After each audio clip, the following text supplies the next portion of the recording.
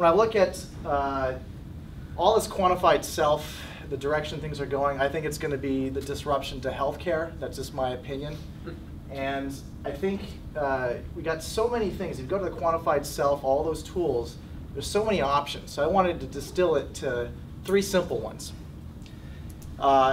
This is my opinion, and this is how I simplify it. I look at for health and longevity, activity, biochemistry, and cardiology, the ABCs. So the first thing when we think about motion and movement, the watches, the accelerometers, all of these devices that are wearable to estimate how we're moving. Now, Nike Fuel, they're able to convert movement into some sort of its own currency.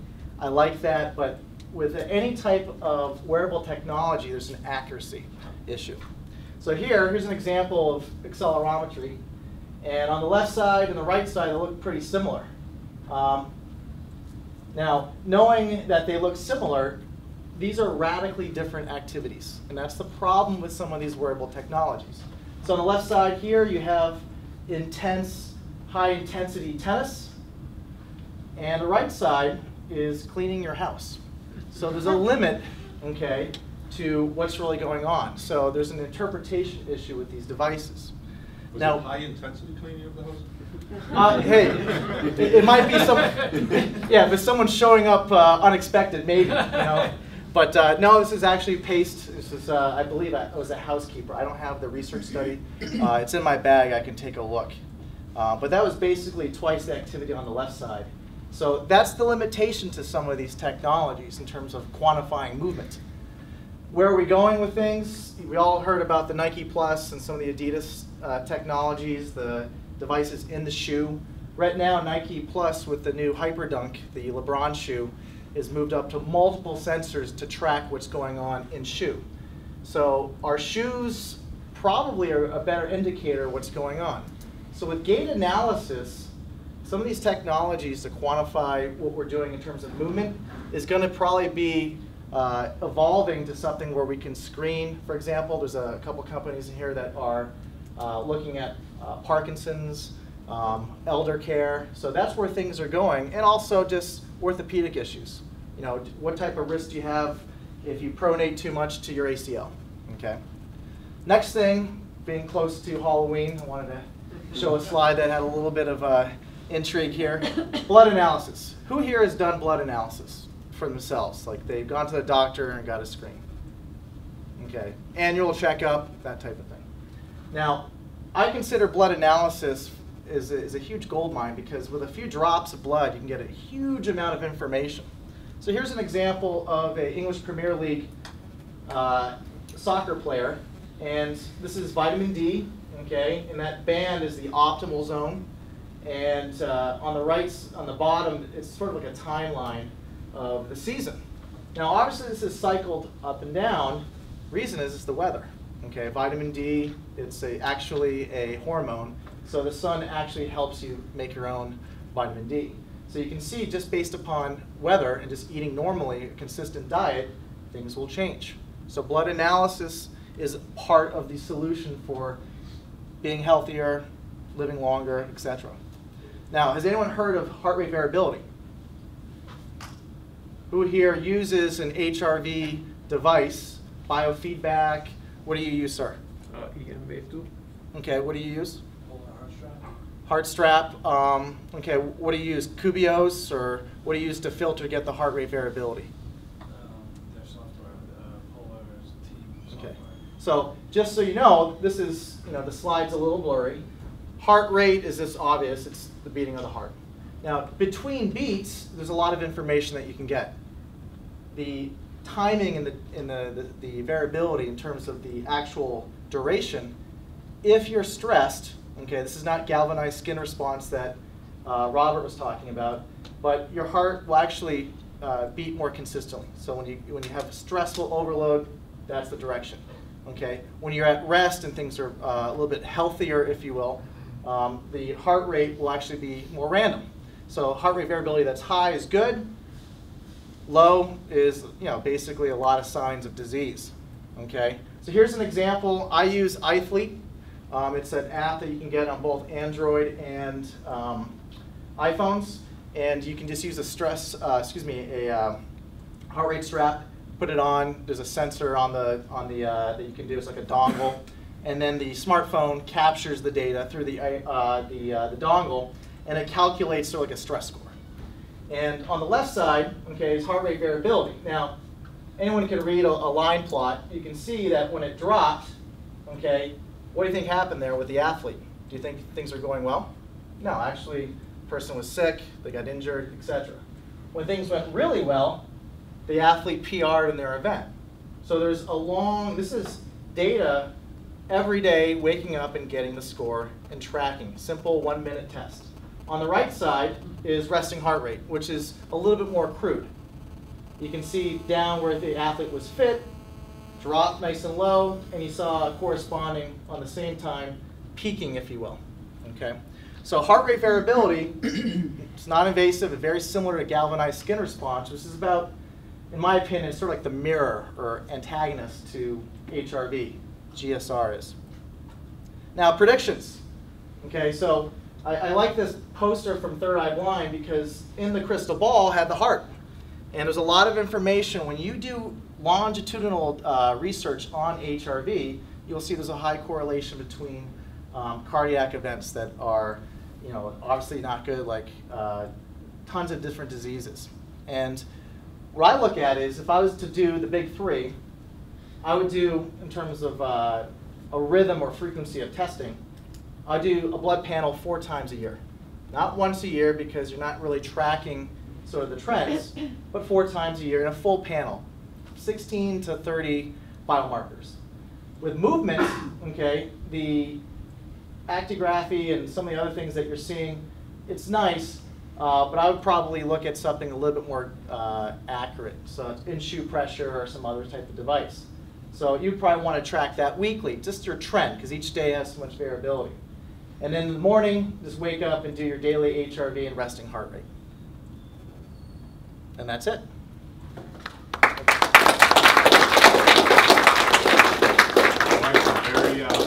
Very to the point. Thank you. I try to obey the 5-minute rule. I really appreciate that. Questions? Go ahead, right Yes. in front. You mentioned that you're using a dongle. Yeah. But my experience is they are rating the device. How did you manage to get the data throughout the day? Because Okay, so that's a good question because there's real time, what's going on through the day, and there's a lot of variability. Now, the reason that you do a morning reading is because you're trying to get a kind of a crude summary of the previous day. If you do it real time, like first beat, which you can put on the heart, it changes. Like right now, how would you calculate all that data? So sort of like resting heart rate, resting HRV, if you look at the literature, has a huge relationship in terms of predicting kind of what's going on as a summary. Real time, real problems. So you didn't generate it real time continuously? I've done one athlete's done continuous except for showers, and we found no statistical difference in terms of summary of getting, because the big data, everyone's like, oh, big data, it's this big hype. Simple summary, not, okay, I was sneezing over there and I got a spike over there. That's just not realistic. So that's what I like. Now you can do continuous, but then you got to interpret all. And by the time you look at the interpretation, 2 days have gone by and it's not very helpful. Okay, yeah. Can you go back to the HRV slide and so can you just explain what the optimal performance was based on the peak? How does that work? Okay, now causation and correlation, okay? Sympathetic and parasympathetic balance, okay? So galvanized skin response, Bandu, Effectiva, gets kind of like your stress. Now you need stress to adapt. Recovery, which is the complement to there, is part of the HRV index. So for example, when you wake up, there's a reading every single day, okay, for 2.5 years, okay? You can see when it drops, you're under fatigue. Now sometimes if you're in the off season, you want to train and really challenge the body because you're not trying to perform. And then that investment down the road, you hopefully during the Olympics, that you peak. Now I had an athlete that peaked at the Olympics, and I've had an athlete that bombed. Well, guess what? You didn't do anything in the fall because you kind of mini retirement and then came back in January. So this was probably January, and he probably was here, but then later on in August and September, he peaked. At resting. That's why I'm confused. Yeah. You keep throwing in the word resting, and it confuses me. Okay.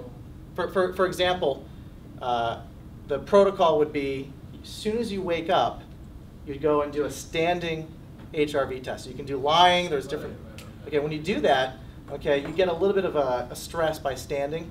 So that's readiness. At night, which I like to use, is lying down. Because then you're getting a timestamp of when they go to bed and when they wake up.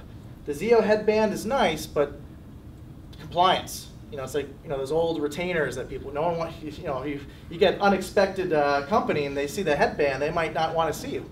So there's compliance. And a lot of the athletes don't want to wear a headband because it's not cool, you know. So that's what we do is a 1-minute test, 60 seconds. And it's an ultra short test, and it gets you basically a summarized score of the parasympathetic sympathetic balance. Yes? And you had mentioned that you would advise a comprehensive program of 4 times annually blood testing in combination with this. Is this a program that you've put together and it's a package, or it's something that you advise? And I'm also curious if you've noticed, like, if there's some seasonal variation here, if you're noticing a correlation with that, with like the vitamin D fluctuation, if you've seen some correlation. Yeah. Now this is a business intelligence program I used. It's called Roamby. Okay. And so I just take the CSV files from all my devices, and I'm trying to make it a little bit simpler because there's a compliance issue. My belief is that there's 2 minutes a day, and then if you go beyond 2 minutes, the athletes just get spooked. So what I do is I like to look at the key performance indicators. So with blood analysis, when we do quarterly, there's some things that are acute, like creatine kinase. If you're overtrained, you're going to have a temporary spike. C-reactive protein, Dr. I forget his last name, is it Goldman? C-reactive protein is a nice way to summarize your total stress. So the University of South Florida, they did a study with the military to see, okay, if you're chronically overloaded with stress, you're going to see a corresponding biomarker.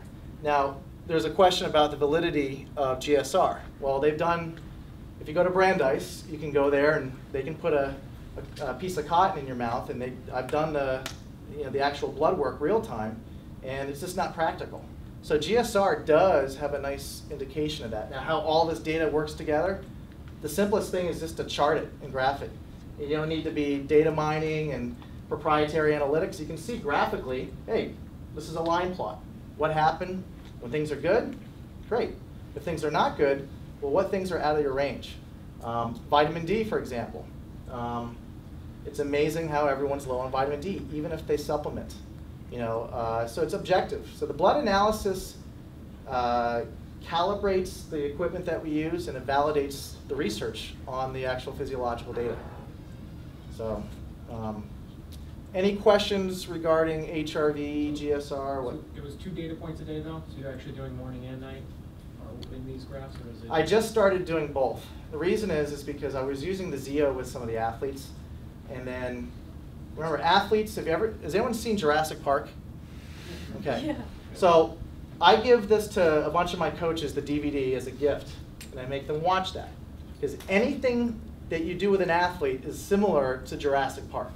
Example, gave the heart rate strap to the athlete, right? And this guy was doing great. It's like, wow, this guy's compliant, everything. It was one of his girlfriends. So the data was coming from her. Nike Fuel, they had a dog, and they just put it around the collar, and they're just lying there at the pool, and man, this guy's fit. So you got to understand that validation. How do you know that the information is accurate? Now, with quantified self, it's easy. You know if you do the blood draw, okay? You know if you're doing the heart rate strap. With quantifying others, or what healthcare and some of these quantified self companies are trying to do, how do you know it's the data that is actually valid? So the data points is more than just those 2, because it's the timestamp. Okay, so if they're a rock star and they do their morning test at 1 p.m., maybe something happened the night before. So a lot of times that the score or the timestamp, I'm really interested in the timestamp, because then it shows, okay, are you waking up consistently? So the hierarchies of importance for sleep is usually, hey, how many hours did you get? Yeah, for an athlete, you've now got more data points. because of True. the timestamp on it. Timestamp. The timestamp is underrated because the sleeping aspects, I see that, here's the correlations I see. Primary thing is the stuff that people don't care about. Is you can't put a sensor on your stomach, so that's why I like blood analysis. There's no heart rate strap for your stomach, okay? And how do you prove someone's eating correctly? Oh, I agree. And some of these athletes are lean, they're anatomy charts, but then their fasting glucose is terrible because they're stopping by, getting a bladder buster of, the lemonade with a lot of sucrose in it. So there's a lot of things like that you have to look at. So I think of sleep, waking up consistently, getting enough sleep, okay? Those two are more important than trying to drill down, like, well, his REM cycle was off on Tuesday. That's a moonshot. It's analogous to like thinking that a gust of wind or a hurricane going through a junkyard is going to build a jumbo jet. Everyone's looking for data mining and these analytic stuff, and like sometimes the obvious is more useful. That's a little long-winded, I apologize. Anything else? All right, thank you. Great, thank you.